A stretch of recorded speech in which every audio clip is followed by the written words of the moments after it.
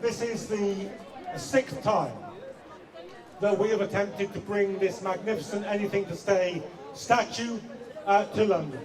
We tried to bring it to London squares, we tried to bring it to churches.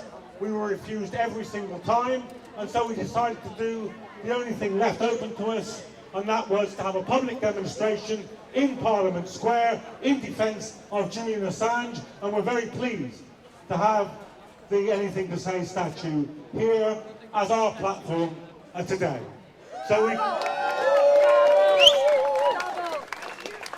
this is a very, very urgent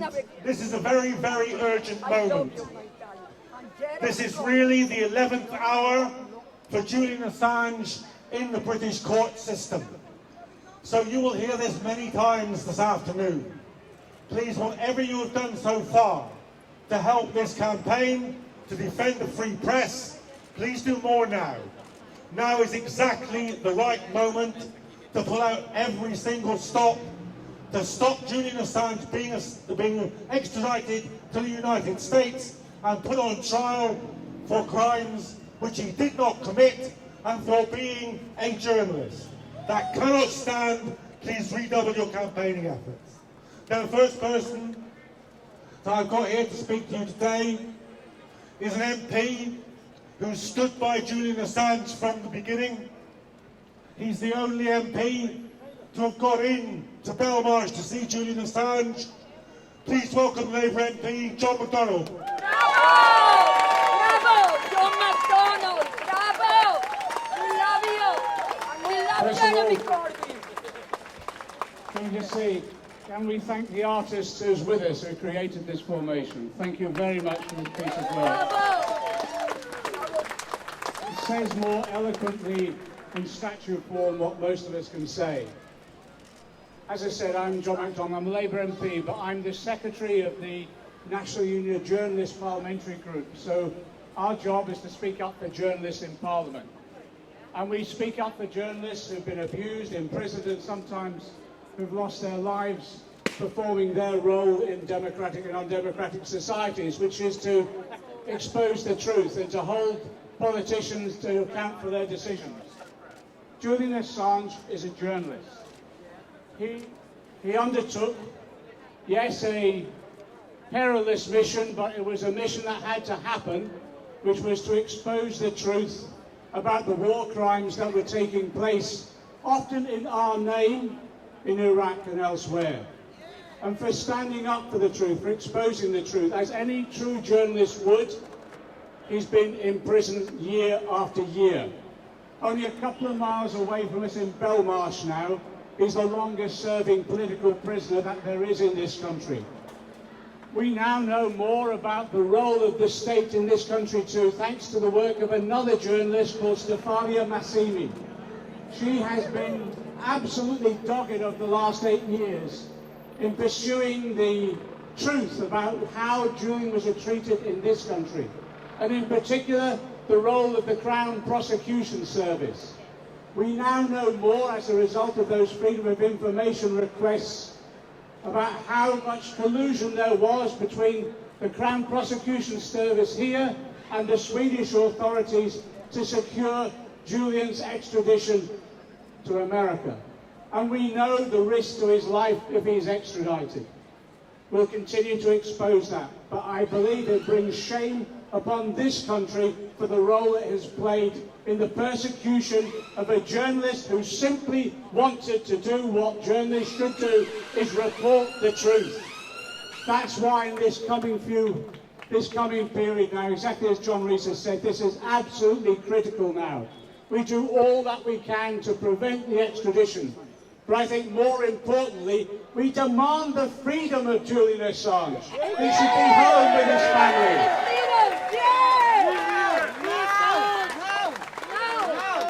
Julian Assange imprisonment and persecution brings eternal shame on this country.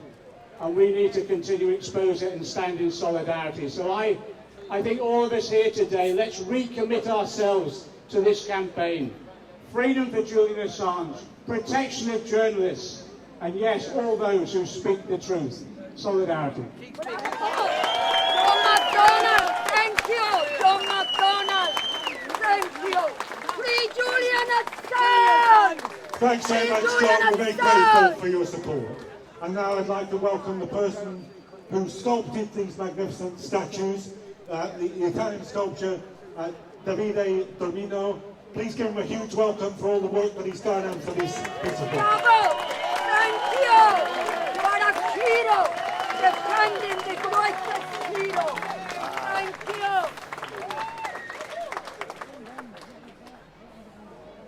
When men are silent for too long, sometimes it's the statue that speaks.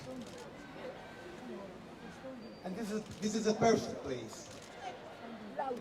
Mandela is here. Gandhi is here. And Millicent Garrett Fawcett is here.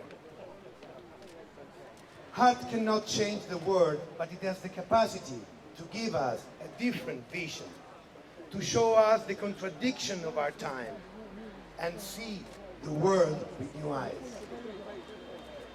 This sculpture is intended to be a weapon of critical mass construction.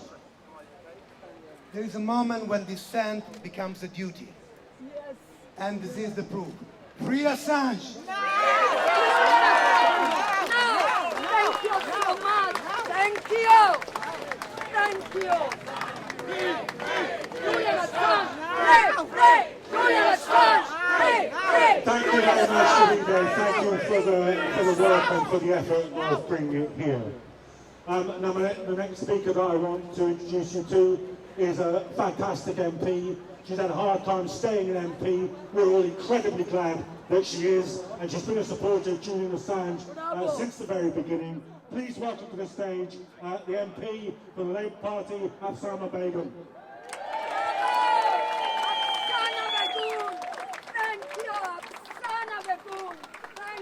My struggle is nothing compared to Julian's. As John said, I'm Sapna Begum and I'm the Labour MP for the constituency of Poplar and Limehouse, a proud East London constituency that stood in its hundreds and thousands opposing the Iraq war. We all have a duty to defend our freedom of speech, and we all have the right to know. Edward, Chelsea and Julian did that for us. They made their move in spite of becoming visible, in spite of becoming threatened, judged and jailed. They chose courage. There will be those that call them traitors, but for me, I know they will go down in history as being among the greatest of truth tellers in modern history. Most statues in public places commemorate warriors and those that took us and led us to war. And I'm glad that this instalment is here today outside and in Parliament Square and outside Parliament. Because in Parliament, inside and outside Parliament as well, as you can see here, there are many statues and there are many portraits just commemorating all of that. And the late Tony Benn, when he reflected on the statues and memorials that exist inside Parliament, said when he and Jeremy Corbyn went and put the plaque up for Emily Wilding-Davison, he reflected and he said that this place doesn't actually commemorate and mark those who fought for truth and those who fought for democracy. If one walks around this place, one sees statues of people, not one of whom believe in democracy, votes for women or anything else. We have to be sure that we are a workshop, not a museum.